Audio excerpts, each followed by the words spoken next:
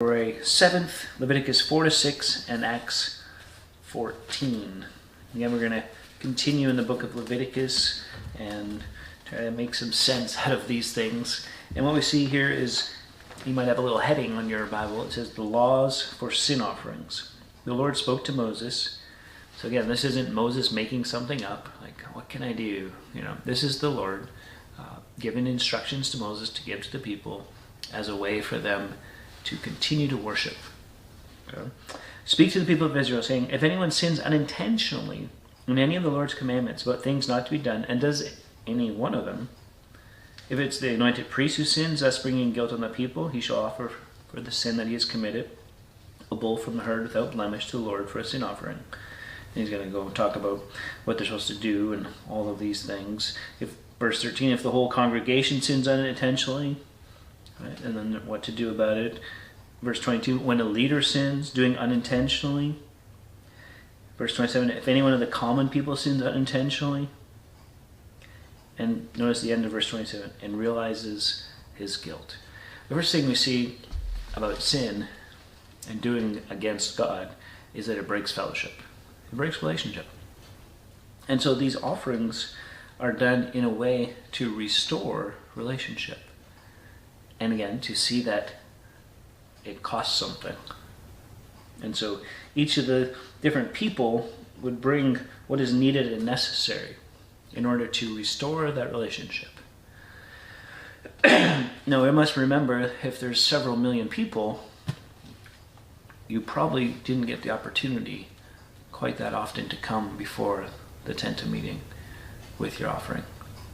And so you're building up sins. And in a sense, brokenness before God. And you're living in that. And you don't know what to do. Because it's not your turn. But that was just one of the problems with this system.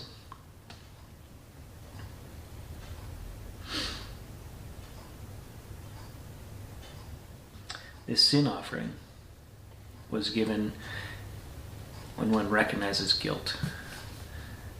Now we live in a culture where people don't want to take ownership of what they've done, even in the church. We love grace so much sometimes that we want the wink wink, nudge nudge, just don't talk about that. Because, it's not hurting anybody. And yet the Bible is love and truth, and so when we bring forth truth and it hits us right where it hurts, where there's sin ongoing, and we go, oh yeah, I've been doing that. Unintentionally even. What do I do? Do I make excuses? Or do I acknowledge my guilt? See, that's what this whole deal is supposed to do. This whole ritual of bringing something before. A goat, a ram, a lamb. And the way that it was done. It was very meticulous. It was very purposeful. And when we engage in sin, there's a breaking of relationship with God. And oftentimes we feel it. That's conviction, not condemnation.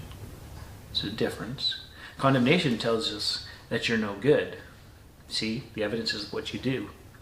Conviction is you're greatly loved. And so when you're greatly loved, you don't do that. When you're greatly loved, this is not how a child of the King acts.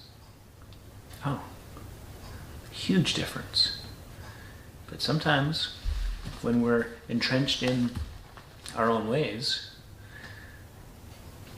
even unintentionally, we see it, we hear it, we know it, but we want to continue in them.